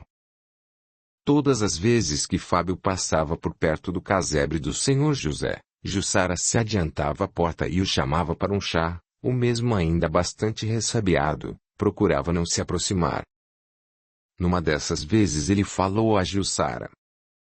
Jussara, por que sempre me chamas?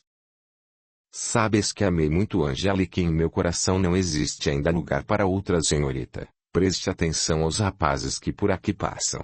Sempre estão a lhe disputar, pois se transformou em uma bela senhorita. Audiolivro realizado pelo canal Surya Chand Audiobook. Não me interesso por eles, Fábio. Sempre tive olhos para você. Não reparaste que sou apaixonada por ti antes mesmo de Ângela? Vamos deixar a vida enterrar seus mortos. O rapaz afasta-se ressabiado pelo que ouvira. Não tenho amor por você, tenho sim, ligeiro carinho. Nesta e em outras vezes, Jussara foi se aproximando, mandava bolinhos dentro de caixinhas, às vezes ia até perto da casa dos pais dele e os mesmos com bastante admiração pela bela moça em que se transformara, sempre a mandavam entrar para tomar um chá.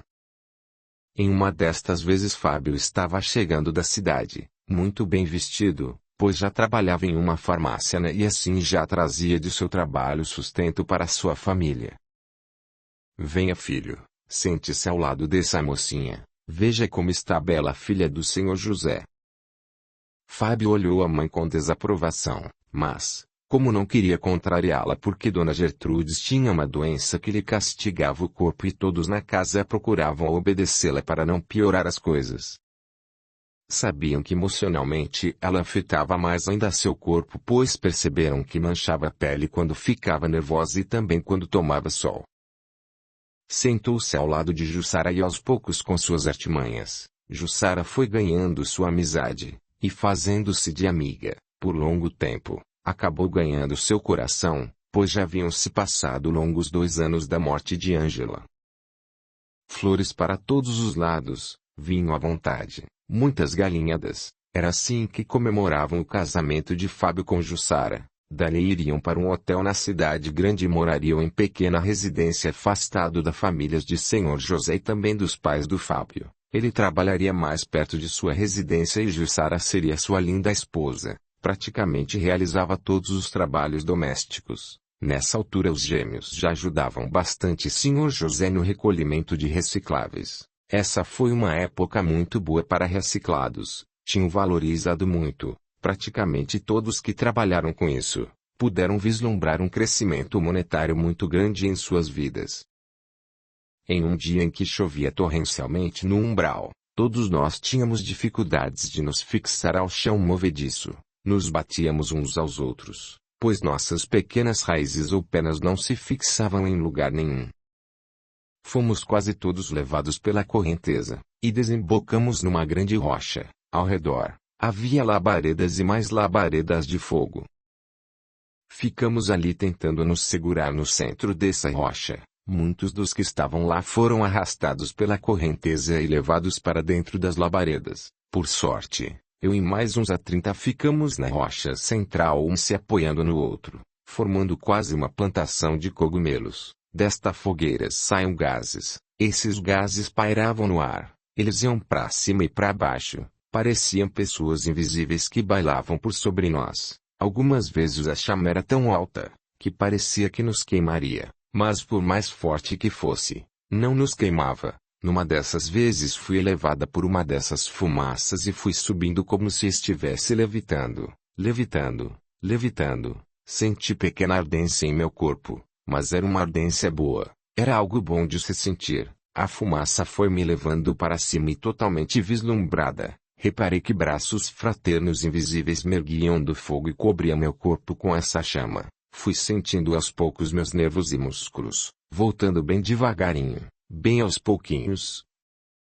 Percebi então que tinha pernas maiores, meus braços estenderam-se aos poucos, fui voltando, e percebi ser uma moça que foi subindo comigo, subindo, subindo e eu fui ficando sonolento e adormeci. Quando abri meus olhos novamente, fiquei inerte por um longo tempo, mas o calor estava agora ao meu redor. Eu respirava bem pouquinho e sentia um calor muito bom. Esse calor me envolvia. Cada vez que acordava, conseguia mexer minhas pernas e braços. Só meu pescoço ainda doía, mas só lembrava dele quando acordava dentro daquela bola que a moça em forma de fumaça me colocou. Pensei em Deus nesse momento. Principalmente quando ela me colocou na bola e agradeci por poder estar ali, voltar a respirar. Imaginei Deus já estar me perdoando pelo que eu mesmo a fizera a mim e assim tive pensamentos e sono tranquilos. Fui acordada com um jato de luz forte nos olhos e tiraram-me de dentro da bola. Senti esvair-se muito líquido ao meu redor e muito frio. Foi nesse momento que se apagou todo o meu passado de minha mente. Senti-me sendo puxada e o cordão umbilical grudar em meu pescoço. Mesmo assim, entre dor, esquecimento e agradecimento, nasci. Mamãe olhou para mim com carinho. De seus olhos pude vislumbrar um grande terror. Deu-me a pessoa que vestia branco dentro daquele quarto. Devia ser o médico. Ele falou algo nos ouvidos do rapaz que ali estava e ele viu lágrimas saírem de seus olhos. Sinto informar aos senhores pais que este bebê terá vida curta pelos problemas que trouxe em seu corpo. De momento ficará aqui no hospital para vermos se conseguimos acelerar um pouco seu coração. A figura que refletia no instrumento de ferro sobre minha cabeça, me refletia como em um espelho. Ali visualizei um bebê com uma cabeça enorme, totalmente desproporcional ao meu corpo raquítico que nascera com pouco mais de 2 quilos. Vi rostos olharem para mim com apreensão, alguns com nojo e desdém, mas dos olhos de mamãe, só pude ver carinho. Ela enxugou minhas pequenas pernas e perguntou ao doutor: "Por que nasceu assim, doutor? O que fizemos para nossa bebê ser assim?" "Desconhecemos os fatos, senhora. Simplesmente acreditamos que nascem assim pelo fato de não terem compatibilidade entre pais, ou seria alguma espécie de parasita que atinge o corpo da gestante. Esta doença nos é ainda desconhecida. Tivemos alguns casos que os bebês ficaram vivos até 7 anos. Sei que dará muito trabalho à senhora e seu marido, mas não esqueçamos que é obra de Deus também." Nessa hora Fábio abraça a Jussara e ambos com o bebê no colo, choram copiosamente a sorte que Deus lhes proporciona para crescimento e pagamento divino. Capítulo 13.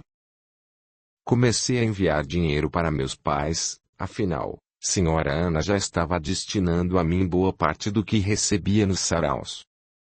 Fizemos várias viagens ao interior, e visitamos a capital do Brasil no Rio de Janeiro. Em todos os lugares sempre me apresentei com muito glamour. Para isso tinha uma boa mestra a me orientar e assim fui ficando cada vez mais famosa. Alguns queriam somente ouvir minha voz. Os cachês eram fenomenalmente grandiosos. Sei que desde que entrei na mansão da senhora Ana já consegui guardar e também mandar dinheiro aos meus pais, e estava feliz com o desfecho que tomou minha vida, mas no âmago de meu ser, sentia falta de algo, e cada vez que eu deitada em minha enorme cama parava para pensar, vinham aqueles olhos azuis para cima de mim.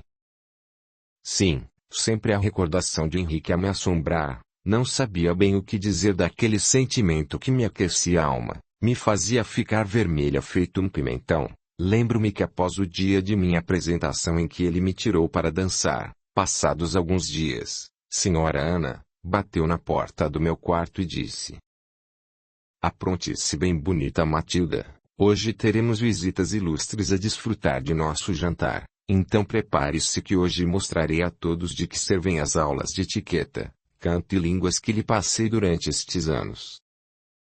"Está bem, senhora Ana, estarei pronta como me pediste." "Posso saber quem serão os ilustres que receberemos?" "Ainda não, alguns talvez você conheça, mas outros não. A surpresa sempre é boa companheira, lembre-se disso." Eram mais ou menos 4 horas e fui olhar meu armário. Logo recebi Laura no quarto que ajudou-me a escolher o vestido. Sempre tive uma paixão pelo rosa, mas tinha que usar a tonalidade da época, e ela mostrou-me um vestido dentro de uma caixa que estava na penteadeira que não mexi, julgando ser das outras senhoritas que por vezes dormem nas camas ao lado. Quando ela abriu era um vestido decoltado levemente de tonalidade salmão com cinza bem clarinho, saia rodada de seda, e por cima do mesmo um enorme véu de tule que encobria a saia rodada, mangas bufantes e um espartilho que me tirava a alma de tão apertado. Por vezes retrucava a Laura: "Por que tens que apertar tanto?" "Pois já sou puro ossos." "Fique quieta, homens admiram mulheres que têm cintura fina e você só é magra, mas sem cintura."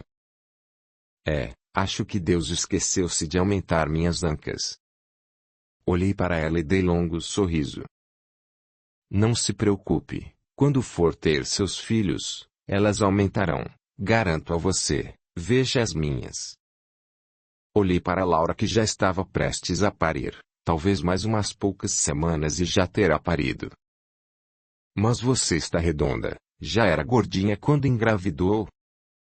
"Bem, nem tanto, nunca fui magrela como vossa senhorita, mas a carne sempre recheou mais meu corpo que o seu." Daí caímos na gargalhada.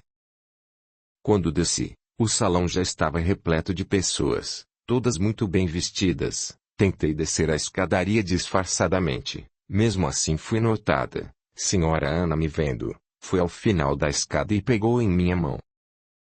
"Um minuto de silêncio, senhores e senhoras, venho lhes apresentar Matilda, nossa tenor, e nem pensem em oferecer-me dotes, pois esta não sairá daqui, até a ter vontade própria." Dei sorriso singelo e fomos cumprimentando a todos que ali estavam. Eram embaixadores, coronéis, capitães, alguns soldados e na maioria todos vinham acompanhados de suas senhoras. Percebi que ao canto alguns rapazes conversavam e olhavam disfarçadamente para mim. Na casa haviam comigo 5 outras moças que espalhadas pelo salão faziam resplandecer de beleza a casa da senhora Ana. Eu tinha pouco contato com todas pois dependendo de suas aptidões, cada uma fazia a aula separada e quando acabavam, recolhiam-se a seus quartos e jantavam por lá mesmo. Uma em especial que pude chamar de amiga chamava-se Isabela. Linda, lindos cachos dourados caiam de sua cabeça, uma pele alva e uma altivez de atitudes. Também não gostava como eu, de se misturar com as outras, porque reparamos que suas bocas amargas passavam longe de suas belezas. Senhora Ana deixou-me na companhia de Isabela e ambas pegamos um coquetel oferecido pelo garçom. "Como tem rapazes bonitos aqui hoje, não é Matilda?" Ainda não pude reparar. Pois repare, muitos estão colando os olhos em ti. Fiquei envaidecida pelo elogio velado e logo um rapaz com vestimenta de soldado, com várias medalhas penduradas na sua roupagem, veio cortesmente apresentar-se a nós duas. Se me dão licença, senhoritas, sou Manuel, soldado raso a seu dispor, sou filho do senhor Gouveia, comandante da brigada de incêndio da capital. Abaixou a cabeça a Cortes, e colocou a boina embaixo do braço. Estendi a mão um pouco tímida e eu mesmo a levou ao lábio. Fez o mesmo cumprimento com Isabela e logo foram se aproximando de nós outros mais jovens. Nos cumprimentaram e fomos tendo conversas amenas sobre clima, cotidiano. Mas quando entravam em ramo de família tanto eu como Isabela desviávamos o assunto, pois éramos de origem humilde.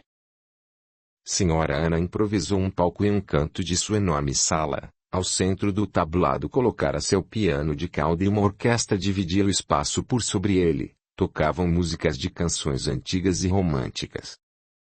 Ela levantou a mão e chamou disfarçadamente. Venha, Matilda, venha que quero mostrar você a uma pessoa que me é bastante importante. Segurando sua mão cavalheiramente, vinha ao meu encontro o Sr. Garcia, logo o reconheci quando chegaram perto de mim. Segurei minha saia de ambos os lados e abaixei-me em reverência. Vi que fizeste um ótimo trabalho como sempre. Disse o Sr. Garcia sobre mim, beijando a mão de Sra. Ana em agradecimento. Percebi que os olhos de Sra. Ana brilhavam furtivamente e um ligeiro carinho dos olhos do Sr. Garcia para ela transpareceu-me. O Sr. Garcia era um senhor de no máximo 50 anos, alto e imponente. Tinha cabelos pretos e os olhos amendoados de um castanho claro, totalmente em forma e muito bem trajado. Seu sorriso era de dentes branquíssimos e isso encantava várias senhoras que já ouvira comentários no passado.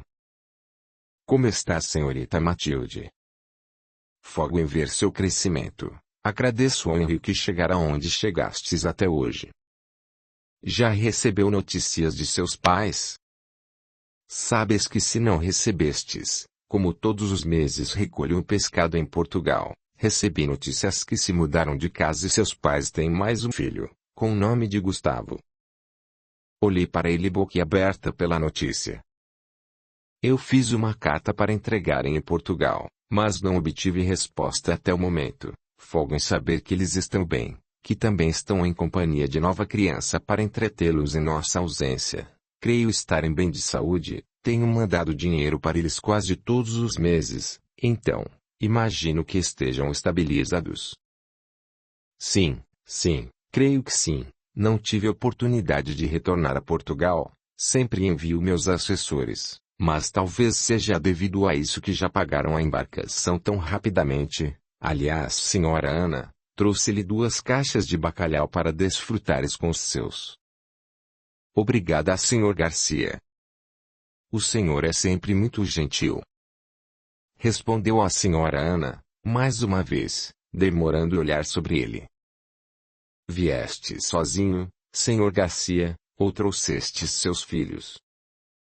Sim, trouxe Felipe. E aponta ao canto, o mesmo que vem aproximando-se. O mesmo para como descrente do que vê e fala. Meus Deus! Essa é a mocinha que morou em nossa fazenda. Que ar tão puro tens assim na capital para deixá-la mais bonita ainda. Aproximou-se, pegou minha mão para beijá-la, depois virou-se para Isabela e olhou para a Sra. Ana e retrucou, tens aqui uma fábrica de beleza, Sra. Ana, e não fala nada a ninguém, não é mesmo? E pelo visto a senhora passou pela fonte da juventude, e está mais jovem que da última vez que a vi. Fala beijando a mão estendida. Felipe, sempre galanteador, vira-se agora para Isabela, ficou com os olhos tão fixos nela, que Isabela baixou a cabeça envergonhada. Felipe Veiga, senhorita, ao seu dispor. Ah, desculpe-me, esta é Isabela, mas uma de minhas protegidas. Esclarece Sra. Ana para Felipe. Muito prazer, senhor. Retruque Isabela baixando-se num cumprimento trivial, pegou na mão de Matilde e a apertou suando. Vamos tomar algo, Matilda? Claro. Se nos dão licença. Claro, meninas. Aproveitem porque logo Matilda se apresentará. Eu a chamarei. De momento, usufruam da festa. Quem é esse monumento, Matilda? Agora longe dos olhares em um canto, retruca Isabela apertando-me a mão. Esse é irmão de Henrique, que lhe comentei. É o mais novo da família do Sr. Garcia, lindo, não achas? Estávamos pegando mais um coquetel quando o mesmo soldado Manuel aparece novamente à nossa frente e pede minha mão delicadamente. Senhorita Matilda, me daria a gentileza desta dança? Aceitei de bom grado e logo outro soldado também pediu a vez da dança para Isabela. Dançamos prazerosamente pelo enorme salão e o rapaz foi me chamando a atenção por sua gentileza. Falava delicadamente ao meu ouvido quando queria chamar minha atenção de algo e cavalheiramente mantinha meu corpo afastado do seu. Um verdadeiro cavalheiro. Ele falou de sua vida em sua casa com seu pai, criado por uma criada, pois sua mãe falecera em seu parto, deixando ele mais duas irmãs a serem criadas pelo pai e a governanta. Disse ser admirador de música, poesia e também gostava muito da arte de pintura. Nesse momento seu pai queria que ele seguisse carreira no exército, ao qual aceitou por sentir afinidade à farda. O tempo foi passando lentamente com o embalar da música, nos braços de jovem tão belo, mas a bebida, fui sentindo-me entorpecida, em minha mente havia um vazio de sentimentos e cobrei-me por não gostar deste rapaz. Achas que ficará quanto tempo assim solteira? Logo estará em idade que ninguém mais se interessará por mim, pensava. Senhora Ana subiu ao palco e chamou-me. Agora encerraremos a valsa e chamarei nossa linda tenor Matilda para cantar e nos apaixonarmos pelo som de sua voz. Despedi-me de Manuel delicadamente e fui subindo no tablado ao som de aplausos. Sentei-me ao piano e comecei a tocar música suave. Preparei minha voz para entonação com pequenas notas do piano, e cantei, senti minha alma ir junto com a música. Foi tão grande sentimento que coloquei em minha voz, que nesse momento lembrei-me de minha origem, dos processos que passei para estar ali e pequenas lágrimas teimam em descer de minha face. Fechei os olhos e deixei-os cair naturalmente. Quando acabei, os que estavam sentados levantaram-se e me aplaudiram de pé. Percebi que muitos choravam juntamente comigo pelo tamanho de emoção que coloquei no ambiente. Sequei rapidamente minhas lágrimas e para minha surpresa sobre o palco estava Henrique. Olhei para ele desconexo e pasma. Ele veio em minha direção, bonito, muito bonito, num paletó com colete preto e calça justa, contrastando com seu cabelo loiro e olhos azuis. Chegou perto de mim, pegou minha mão e beijou-a, virou-se para todos e lhes disse: Hoje vou juntar-me a esta linda moça e juntos vamos recordar um tema que sempre toquei enquanto morava conosco na fazenda. Olhou para mim ainda segurando minha mão. Lembra-se, Matilda? Sabes tocar? Concordei automaticamente com a cabeça e soltei a mão que ele segurava vigorosamente. Sentei na ponta do banco do piano e ele no meio, olhou para mim, deu uma piscadela e um lindo sorriso. Toques os baixos e eu tocarei os altos, assim faremos uma bonita parceria. Concordei com a cabeça, coloquei minha mão sobre o piano e ele moveu minha mão para as teclas que eu deveria utilizar. Sentem-se por favor e desfrutem do que há de mais belo na música brasileira. Começamos a tocar e pude sentir o cheiro de sua colônia, seu corpo que às vezes roçava o meu, suas mãos que por vezes tocavam a minha e toquei com todo o embaraço que senti a pele queimando. Toquei o melhor que pude, as notas erradas que entonei, ele corrigiu e assim depois de alguns minutos que pareceram séculos, tocamos juntos e a música nos levou para uma atmosfera de paixão, luz, elevação.